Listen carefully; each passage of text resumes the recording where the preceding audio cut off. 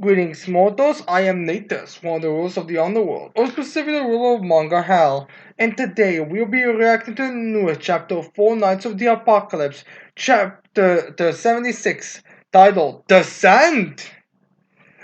When you said Descent, this should really have been titled Long. What the fuck was I thinking, King Descent? Because my god! Maybe it's just because me being lazy, but I don't think anyone with a functioning brain should walk down that many fucking stairs. Seriously, dude, I get the whole holy stepping down, but no need to go insane with your stairs. So yeah, we'll get more into it in the end during the chapter, but needless to get spoil, there's gonna be a lot of stairs. So yeah, anyways, we start this chapter with the first panel page being with Tristan in his devil mark form, actually looking like a Baz, like a kind of respectable demon of the spaz I've been portraying him to be. He's still gonna be a spaz, if he's not gonna be this demon form, but outside of that, it's fine. So anyways, we get our standard two narrations, one being faced with a great evil that tramped upon his soulless feelings. Tristan finally unleashes the demon clan's power. Well, actually, he did already release his demon clan power. It's just it was for a very brief moment. So I guess you could say it's like it depends more on how long it's activated. Like maybe he activated but went down immediately. But needless to say, he did already release it. And they also have there's a furious gaze stab in the back. And anyways, then we have Mel Galan's body going there for a swing. It's like, Gah! And then we have Tristan and his from holding in shoulder as he's making a energy ball Melascula as Miss Melascula. How dare you! And then we have Tristan just throwing a black orb through Galan's torso, and that sends Galan's body on the floor. And then we have Tristan throwing her up. It's like, heap! And then we have Tristan just saying, silence, you decoration! And she just breaks Melasco's head in detail. Like, you see her eye popping, you see her mouth opening, like, it's opening out as Melasco's just going, God! Which is not really all that surprising since, the head really, when you think about it, was just like a weird decoration. But yeah, like, we're already starting this chapter with Melasco just getting brutalized. Again, I am sure that Melascula is, has to be one of the most hated captives by Nakaba, considering how much he just wants to kill her over and over again. Anyways, then we get the smear chumps, I'm guessing, of her being throwing all over Melagaland. And then we have so just being, Tristan, you are really incredible. Then we have one chibi person else be like, incredible. As if nothing but like, that form, what is it? So I guess they're able to tell the different form, which is very impressive because the fact it's just a couple of marks. Then we have Hendrickson be like, well, no, we have Dreyfus being, that's His Majesty's son for you. So I mean, he's talking about how powerful he was. Then we have Hendrickson be like, I know, what should be feared is the Demon Clan's power. I mean, it was a Demon's Clan member who was getting destroyed, or two members being destroyed, but yeah. Anyways, they have, we see that Gawain woke up from her sleep, and she's like, damn that Tristan! What did he mean the time he can use it is limited. So yeah, so I guess he was saying, hey, this is more powerful than I am, and he still hasn't run it out. And then for Dad just looking at her, it's like, wow, you woke up? So yeah. And also, it seems like Gawain is completely naked underneath Anne's jacket. So yeah, that's Gawain's clothing status right now. Alright, anyways, we have Melagalan starting to, Snake half of Melagalan starting to use demon language as he's starting to, like, point with those weird Melaska hands over and screaming, I'm guessing. As we have, what's his name? Not Percival, Pevio, I think that's his name, Pevio, be like, here comes an attack! As then we have one of the nuts looking out, and then it's like little pops opening up As then we have someone saying, "What are those stains?" And they say, "What are those stains?" As we see from those stains, going bigger. As we see a bunch of random hands coming from the ground up. And then we have basically like how zombies are in horror movies. And then we see a couple of those hands going personal as person like, "Whoa!" And then we have another also being grabbed, and then it's like, "What are these hands?" And then we have Percival's cheapy Percival be like, "They are hands of the dead. They are gonna toss everyone to the underworld." So yeah. Now again, you have to wonder what the hell's up with Percival's magic here because it seems like it's aware of this spell or the details of it, or maybe it just understood its language, or they maybe put a correct the assumption. And we just see a bunch of the Holy Knights being grabbed, as well as the one that's referencing Hawk. As it was kind of starting to be dragged down, and so I'm like, "Stop! I can't resist!" As we see the name of this spell is like Hades Supper. Yeah, this isn't how I eat. In case you're wondering, although I get and as well as not Hades. Kate is my cousin. In case you're wondering. So anyways, there are a bunch of hands just starting to grab Trish, and Trish just like standing there, all calm and collective. And then some of them are even starting to grab him by his mouth and face. And their hands just being, "Well, we'll all be annihilated." And then so like, "Sir Tristan!" He's starting to cry as he's been completely covered, but then just the awe of Tristan is like enough to just send or pull their hands away. And it seems like their hands are either destroyed, damaged by this, or just kind of shaking of terror. And then Gawain looking down, she's like, "Hmm?" And then we have Dimebag, wait, what? And then we have all those hands returning back to the underworld. So I guess that's when we all cause terrifying Tristans to them, which does not make you wonder if there actually is a Hades in the underworld. So then we have Tristan jumping from where he was onto Melagon's torso, and then he grabs the snake cap of Melagon as he starts ripping and cricking her up. As the snake is like, "Yeah, yeah, it hurts, it hurts, it hurts, it hurts, it hurts, it hurts. I beg of you, please stop." Which is true because the torso and the hands are connected to the main body. So this would essentially be like if you got stuck and someone would try to pull you up from it by the most painful ways imaginable. And then we have Trisha saying, "Alright," and she just rips through her not off the torso. And then some guys be a bit shocked by this brutality. Well, this person seems to be shocked and nauseous. The rest just seem to be like, "Alright, he did that." As then we have that happy like, "But why? You said you'd stop." As then we have Chip like, "I told you, I can't control myself when this happens." Alright. I get you can't control your power, but unless you have a split personality or prone to greater evil, I feel like you could have just like removed your hands, just like like do this, like you got like this kind of thing, not need to like go up. Just saying, I feel like even if you don't control your strength, you could probably I guess if you can control your movements, but it doesn't seem to be the case. You can seemingly move the way you want, so I feel like you're lying there.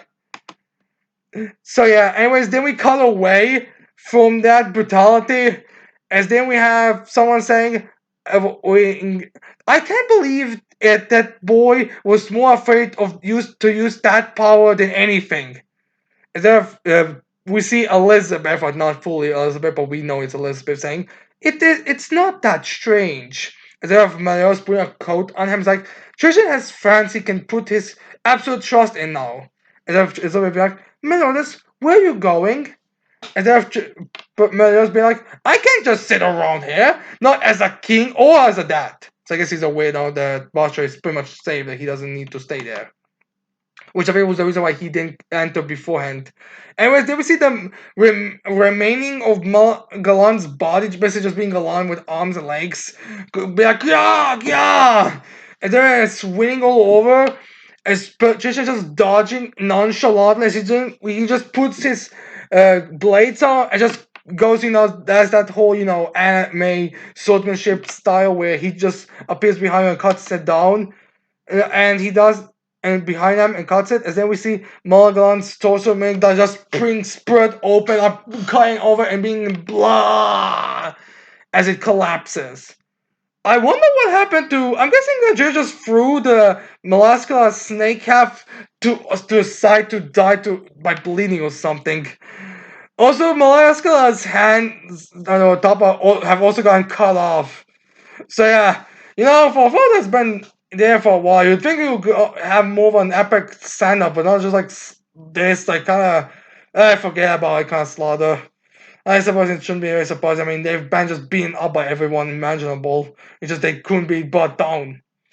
It was there for one whole night. Like he did that on his own. To the enemy none of us combined could compete against. I mean, you damage. I just you damage did shit to that. Anyways, then we have person who got running to Tristan. Tristan, you can change back now.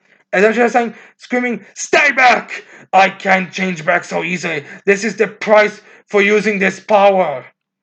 Yeah, can you explain to us what exactly is the situation here? Because you seem to not be going on rampages right now. But what can you do, I suppose? Anyways, then we see someone saying, "Well done." As then Tristan and Percival take a notice to that. As then we have Hendrix and Rector just be like, "Where did that voice come from?" As then we have Isolde be like, "It's ringing right in my ear." I guess she's thinking it's from the damage that she took. As then we have this person clapping.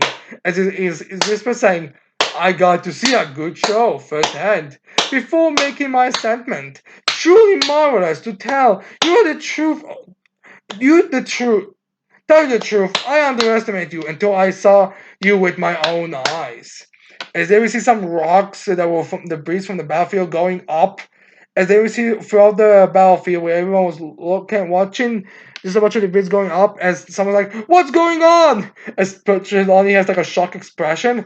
As they we see those rocks forming together. And there was this person also saying, "Such a bad girl, Gawain. Running away without permission. How worried did you think my big brother would be?" So, yeah. Also, there's a bit of a clarification on the words because there's some confusion about who he's referring to. And judging by every evidence and the words here, it seems that that Arthur is referring to his big stepbrother, who I don't think was in the anime, but I know there was like I think a side story with him, which also I think explained the debt that Arthur owned to Batra. So this is the brother the he's Arthur's referring to. There's some people who thought maybe this was supposed to refer to Gawain's brother, but no, it seems to refer to Arthur's stepbrother. So yeah. Anyways, then we have Donnie Black. Is he talking about you? And they have uh, Gawain kind of like going down. She's kind of being like, "This is bad. He's my uncle." And I was like, "Huh?" Which is odd because I feel like Donnie should be one of the knights to be aware that Gawain's related to Arthur. Anyways, then we see that staircase being formed together, as then it's finally complete from those rocks. Is there somewhere I want to be there? It's like we aren't dreaming, are we? It sounds also like how divine, which I wonder there's supposed to be some kind of religious connection to it. Which in that case then it's a big fat L for the series because we all know that holy religion is the worst type of religion. The only religion that's good is Satanism, and that's a fact. I am not converting any of you. Just so we are clear, I'm just saying this for a joke. I know people are getting crazy about stuff like this. So, anyways, then we have the person saying, saying a staircase of rubble stretching into the sky. And then we have like dark clouds like dissipating. I guess that's supposed to be from the rain that was the start. And then we see this dark clouds starting to rain as this giant staircase is appearing. As there we have this person stepping down as he says, "I thought I would say hello to you in person at least once. To the four youngsters in the Omen, former King Batra saw." Kind of weird that you say hello to these guys once, considering the fact you said one of them is your family member or niece. I guess niece-in-law. I'm not sure in those details. And then Hendrik saying, looking at it, he's like, well, the sheriff is looking at it, he's like, that man is! And there this person going down, like, as for the power of those 4 knights of the apocalypse, I also came to find out if it was truly enough to destroy me and my eternal kingdom. Is there a person looking at him and he's like, it can't be! As Gawain is like, please forgive me! And she's scared, which, alright, so let's talk about this. Two things first. Alright, it seems like Gawain is more or less the same as she was when she was, her big form. Like, there's no personality change, because going off this dialogue, it seems like she's the same. It's just like a power increase, which is very different to Askinor. But again, it seems to be implying this chapter that it's the same. So her saying, please forgive me, just makes me wonder about why was she arrogant if she's so scared of Arthur. Maybe she thought that she could defeat Arthur in her a big form, because right now she seems to be running low. Like, she's still a fucking child, with giant breasts now, basically. Don't miss. I'm just telling the details. How you saw it in the previous panels. But here, and I am kind of curious, like, what did she thought of the process when she was told this? Because she says here, please forgive me, as if, oh, he's gonna punish me, he's gonna do bad things to me. Which makes me wonder, because, I mean, alright, she joined active, she knew what was happening. Like, I'm sure that Tristan, in his normal state, was like, being a spaz, he would be like, oh, you Gawain! Please help us defeat King Arthur! Wait, you're a family member? Well, alright, if you're a family member, but please still help us! Your uncle is evil! So again, I'm kind of curious on what the hell is up with that. Or maybe it's like she wants to take down, she sees he's evil, but she's scared of being in his presence, at least in this child form. So yeah, it makes me wonder. It does make me wonder if he's gonna like collect Gawain back or what's gonna happen. And he would have Tristan in his badass form be like, enter the mastermind. Our enemy, the ruler of Camelot, Arthur Pendragon! And we see Arthur just walking down, all badass. Again, too much of a stare thing. Like, dude, why are you walking down so many? That looks like over 1,000. As he's walking down, and one thing I should importantly, like, we always saw his design, so it's not a big deal. But one thing I should mention is that this time he has, like, alright, one thing, his sword, it seems to be different in a regular Excalibur, which I think is just like an on-hand thing for Excalibur. Like, he just has it on hand for like a blade sake. I'm guessing like Arthur could probably make his own kind of Excalibur thing if he wanted that too. And another thing is he has an right arm, which is interesting because previously we've seen him that he didn't have a hand. Like, he was just like it was kind of like just like last time we saw him when he was descending. He just kind of his hand was just kind of the sleeve was just kind of waving in the wind. But here he clearly has a hand. And the hand is like the basically just a black hand that is usually on the other hand, like to like sort of the symbol of evil, and to be like it's unofficial, as well as it seems to have like on his fist the uh, the showing of calf. I'm confused. It's supposed to be like kind of like a foreshadowing or something, or that's like a literal mark that or something that he has on his helmet or his hand, which just a calf thing was just supposed to be a reference to it, similar to I think like one bottle had the original demon men drawing on it. So yeah, I want that's also there's supposed to be some significance to it. It's just like a fun little like signify the one who took his hand. But yeah. Anyways, then we have Percival staying up in him. He's like, that guy is, as they have one of the chief Percival be like, is King Arthur of Camelot. So yeah, he still cannot say Camelot. As then we have Percival saying, that guy is Ironside's king. That guy is why my grandpa is. As we see this very sad picture of Percival's grandfather being dead. As then we have Percival going there, rage. And I was like, Percival! And see a bunch of cheapy Percival going there. As then we have Percival screaming, give me back my grandpa! Does he think that grandpa can be revived? I mean, I guess he would probably think that because of Ardbeg, but I'm not like sure. So is there is Arthur going to his like more friendly kind of personality thing? You know, one that's like the more jokey, like how he was after he threatened Ironside, where he's like, "All right, I have a different mission for you," kind of personality. And he's like, "Hey, you must be Ironside's boy." So yeah, he knows that. As then we have Percival screaming, "Wah!" As then we have Percival just getting like bounced away. As we have Arthur saying, "Could you save it for later?"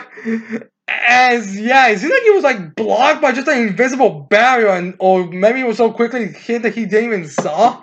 So it's like, "Oh hey, hello, Einstein's son." Boom. Hey, I'll deal with you later. So, which is also pretty hilarious and a pretty impactful showcase to him. Every time we see some of the cheap vessels being there, someone's like, one of them saying, "Stop going after him! It's useless!" And seeing some of them flying in the air, and one of them's like, "Change your fans!" So yeah, I guess they are smarter than Percival is. Or is there all of his battle knowledge put into being something? I'm not so sure exactly. And then we have Arthur saying more common now. "The first one I want to test is you, Prince Tristan, son of our nemesis, Leonis' king and his queen." As there we see Tristan saying, "I will give you your Reckham here, King of Chaos!" As he's on top of him, as he's getting ready to swing down at him with his blades. As there we have end of chapter 9 saying Tristan versus Arthur. Next issue, The Clash. As then we have for some other narrations in the end chapter, someone saying the four knights of the apocalypse, arch enemy, Arthur Pendragon, descends to the land of Leonis. So yeah, and then we get the end of that preview for the next chapter. Till we continue chapter 77, titled A King's Authority. So I'm either guessing this is gonna be Meliodas showing up and kicking ass, or it's gonna be Arthur, which is definitely more likely, showing up and wrecking Christian shit. So yeah, Arthur is here, and it's gonna be all badass. We went from Melgalon getting cloned on by everyone to Arthur dominating. I mean, granted, I still wish that we got more from Melgalon instead of just this little, nothing, is beat up session basically. But I guess offers more important of villains. So I guess it does make sense. But still, I do wish we get better. Melasco and Galon got better treatment in this. So they clearly like got the short end of the stick here. We'll be honest from the original characters. So yeah. As for what's gonna happen next chapter, like I said, I imagine Alpha just gonna come here and just wreck Tristan's shit. Like maybe Tristan's gonna do some damage, but it's not gonna be anything major.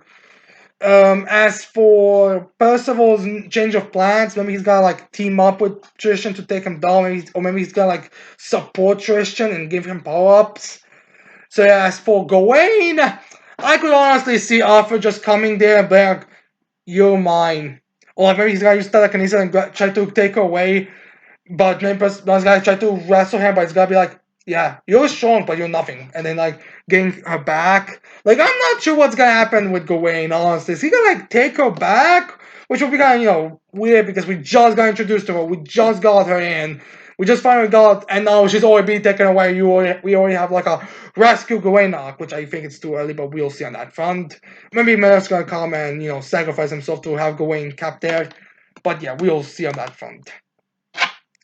So yeah, I can also imagine that Lancelot sensing this and he's approaching the running towards it right now. But yeah, we'll see on that front. So yeah, anyways, I hope you like this chapter reaction. I hope you leave a like, subscribe to this channel for more videos in the future. And with that said, I cannot wait to see all of you mortals next time. Goodbye.